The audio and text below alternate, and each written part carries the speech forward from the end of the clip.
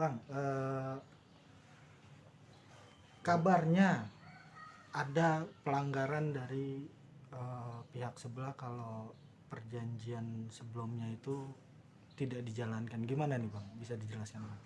Jadi yang saya dapat ya informasi dari komunikasi saya dengan Mawar ya, dengan klien kami bahwa memang pada tanggal 20 Maret ya yang lalu itu ada sidang mediasi yang dilakukan oleh Pengadilan Agama Depok ya. Jadi mediator dihadirkan untuk kemudian memediasi ya dua pihak ini antara Mawar dan Steno. Nah, hasil dari mediasi itu mereka bersepakat di mana ada 3 poin penting yang dituangkan dalam kesepakatan dari mediasi itu. Yang pertama, hak asuh 3 anak itu jatuh kepada Mawar. Itu yang pertama. Yang kedua, Mawar tidak boleh menghalang-halangi pihak mantan suami atau ayah dari anak-anak ini untuk bertemu dengan anaknya. Dan yang ketiga, perjanjian atau kesepakatan yang dibuat mereka ya dalam proses mediasi itu tidak bisa dibatalkan secara sepihak. Nah, saya pikir 3 poin penting ini cukup mengikat para pihak dan ini dipegang oleh masing-masing pihak ya, antara Mawar dan Steno.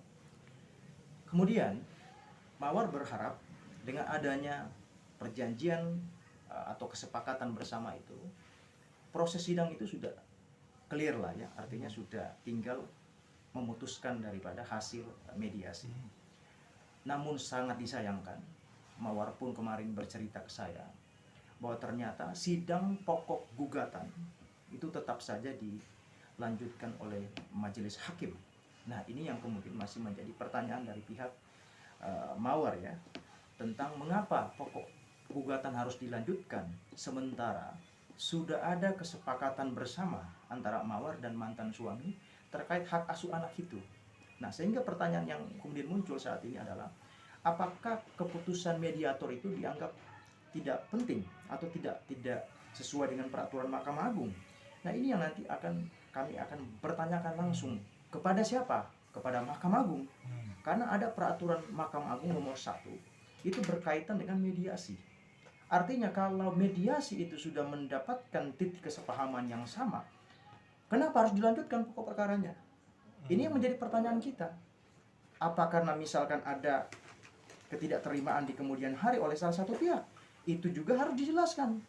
Karena di dalam perjanjian bersama mereka atau kesepakatan yang mereka buat bersama dengan mediator, itu sudah jelas di sana. Perjanjian tidak bisa dibatalkan secara sepihak. Artinya kesepakatan itu tidak boleh dicabut salah satu pihak, kecuali ada persetujuan pihak lain. Nah, sekarang Mawar bertanya ada apa? Jadi kekhawatiran sekarang Mawar adalah apa? Adalah jangan sampai, ini kan baru menduga-duga, jangan sampai apa yang dituangkan dalam kesepakatan bersama itu justru bisa merugikan Mawar di kemudian hari. Makanya dia tadi menyampaikan ke saya, Bang, kita mesti harus menyampaikan aduan ke Mahkamah Agung, khususnya ke Badan Pengawas Mahkamah Agung, untuk memantau proses sidang ini. Jangan sampai ada apa gitu. Itu. Ya, kesepakatan ini mempunyai kekuatan hukum karena perjanjian menurut hukum perdata adalah undang-undang bagi mereka yang membuatnya. Artinya ketika mereka sudah membubuhkan tanda tangannya dalam perjanjian itu, maka mengikat para pihak, mengikat semua yang terlibat di dalam itu. Perjanjian tertulis ya? Iya. Nah, makanya menjadi masalah kalau sudah ada kesepakatan, justru kesepakatan itu tidak dijalankan. Melanggar. Apalagi yang menjadi pihak penghubung di sini adalah mediator. Mediator itu resmi ditunjuk oleh pengadilan. Ada hasil mediasinya. Semua sudah diserahkan kepada majelis hakim. Tapi kenapa pokok perkara masih dibuka? Masih disidangkan? Nah, ini jadi pertanyaan ini. Selama saya jadi lawyer 14 tahun, baru kali ini saya menemukan ada perkara yang seperti ini.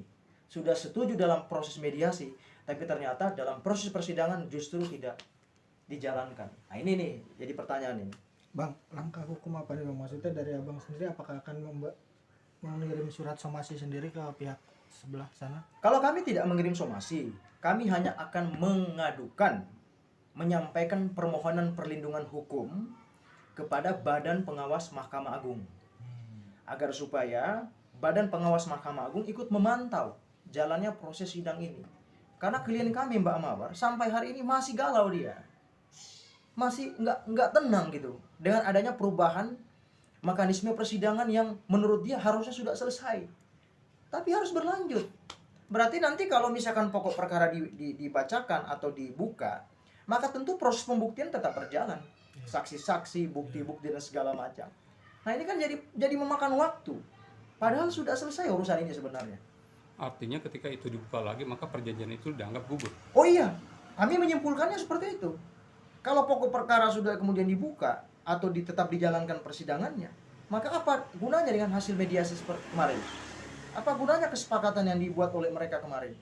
Kan gak ada gunanya. Lalu mediator posisinya di sini sebagai apa? Seberapa kuatkah mediator dalam proses hukum acara ini? Sementara jelas dong. Peraturan Mahkamah Agung nomor 1 mengatur tentang mediasi. Mediasi ada mediatornya. Lalu gimana caranya kita mau menjalankan peraturannya?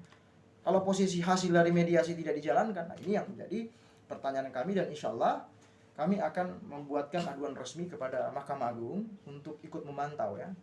Terlebih lagi ikut memberikan perlindungan hukum kepada klien kami. Mawar. Nah, Kegelisahan Mawar sendiri seperti ya, apa? maksudnya Gimana? Kegelisahan Mawar sendiri seperti apa ketika tahu bahwa ini diungkit lagi di sebuah persidangan? Ya dia kaget saja, kaget. Dia kan sudah berkonsultasi juga dengan pihak kuasa hukumnya yang mengurus hak asuh anaknya itu, dan dia juga menanyakan kepada saya. Saya sampaikan, setahu saya proses mediasi itu ada peraturan Mahkamah Agungnya yang mengikat seluruh lembaga peradilan di Indonesia. Nah artinya karena ada peraturan Mahkamah Agungnya, maka harus dijalankan harusnya oleh pengadilan. Begitu. Jangan kemudian hasil daripada mediasi itu lalu kemudian dikesampingkan. Lalu bagaimana peran mediator di sini? Yang sudah ditunjuk oleh pengadilan untuk menjadi penghubung para pihak yang bersengketa ini. Apakah kita kesampingkan saja hasil kerja mediator? Kan tidak boleh juga. Karenanya kita minta Mahkamah Agung untuk memantau proses ini. Ada apa ini? Saya 14 tahun jadi lawyer, belum pernah bertemu dengan perkara yang seperti ini. Baru kali ini, makanya saya kaget. Karena memang proses hukum acara perdata itu, baik di pengadilan agama maupun di pengadilan negeri, sebelum kita masuk pada sidang pokok perkara, ada yang namanya mediasi. Itu wajib dijalankan. Nah, kalau hasil dari mediasi tidak terbukti atau tidak tercapai, barulah dibawa masuk ke pokok perkara. Kalau mediasinya berhasil, buat apa masuk ke sana? Nah, ini makanya kami menghormati proses hukum yang berjalan di Pengadilan Agama Depok. Tapi juga kita harus tetap mengedepankan rambu-rambu yang ada. Kalau toh misalkan sudah selesai di proses mediasi, apa gunanya dilanjutkan? Tapi posisi anak-anak sendiri sudah dengan Mbak Mawar atau masih dengan? Kalau saya bertemu Mawar kemarin, katanya anaknya ada di mantan suami. Waduh. Jadi diperbolehkan untuk ikut ke sana, ya kan, berlibur bersama. Saya kira tidak ada masalah. Memang itu yang diinginkan bersama ya. Diinginkan bersama kok. Sesuai dengan kesepakatan Sesuai dengan kesepakatan itu. Jadi tidak ada masalah kalau soal itu. Kalau KMA-nya kapan Bang rencana? Gimana? KMA-nya kapan? KMA-nya dalam waktu dekat ini. Mungkin ya bisa minggu depan ya, karena saya kan juga harus berkoordinasi dengan tim pengacara yang lain. Karena memang ini penting supaya ya kita sampaikan ke Mahkamah Agung, ya kan? Ini apakah benar prosesnya seperti ini? Karena yang kami lihat kan di sepanjang pengalaman saya kan harusnya sudah selesai gitu kan. Tapi kan kalau masih dibuka lagi pokok perkaranya kan jadi bingung kita. Kenapa begitu dibuka lagi? Tapi selama proses kemarin itu berjalan gitu Bang, pembagian waktunya anak-anak dengan bapaknya dengan Mbak Mawar sendiri itu seperti apa Bang? Jadi di dalam perjanjian itu sudah semua diterangkan di sana kan, masalah hak asuhnya ya, ke bapak itu berapa lama atau ke Mawar itu berapa lama, dan bagaimana nanti proses mengasuhnya sudah ada semua di dalam perjanjian itu. Ada pasal-pasal yang mengatur mereka. Hanya saja yang memang saya ulangi kembali lagi, ini saja yang menjadi pertanyaan kita. Sudah ada hasil mediasi, ditandatangani oleh mediator, saksi-saksi, para pihak, tapi tetap pokok perkara dibacakan atau disidangkan. Nah, Jadi ini yang sangat adil boleh dibilang seperti ya kami melihat ada sesuatu yang tidak wajar gitu. Makanya kami minta Mahkamah Agung terlibat di sini, memantau minimal ya, untuk ikut memantau proses hukumnya ini supaya ada perlindungan hukum yang diberikan oleh Mahkamah Agung kepada klien kami. Karena apa? Karena ini menyangkut hak asuh anak. Klien kami sudah galau sampai dengan hari ini. Ada apa ini? Ada apa ini gitu kan. Nah, kita kan sebagai penasihat hukum harus memberikan gitu kan perlindungan terhadap klien kami. Nah ini yang akan kita lakukan nanti upaya-upaya itu. Bang, sidang terakhir kemarin apa bang materinya bang? Gimana? Apa tuh sidang yang terakhir? Ya sidang kemarin yang tanggal 25 Mei 25. ya itu pembacaan gugatan gitu kan. Cuman karena memang dari pihak kita tidak hadir pada saat itu, lagi ada kegiatan, makanya akan dipanggil resmi pada tanggal 8 Juni nanti. Oh, 8 Juni. Nah, kita lihat nanti Senin. apa materi persidangan di tanggal 8 Juni.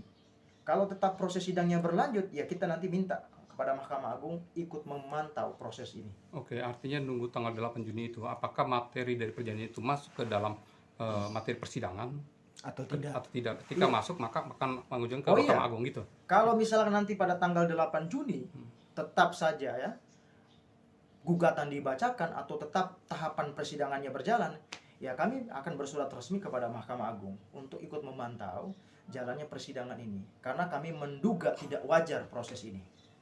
Itu. Yang sangat dikhawatirkan kan mungkin dari Mbak Mawar kan takut kehilangan hak asuh itu bang. Iya, kami menduga tidak wajar aja.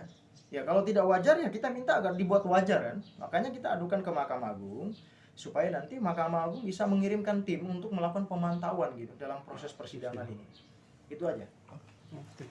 Siap. Cukup. Oke.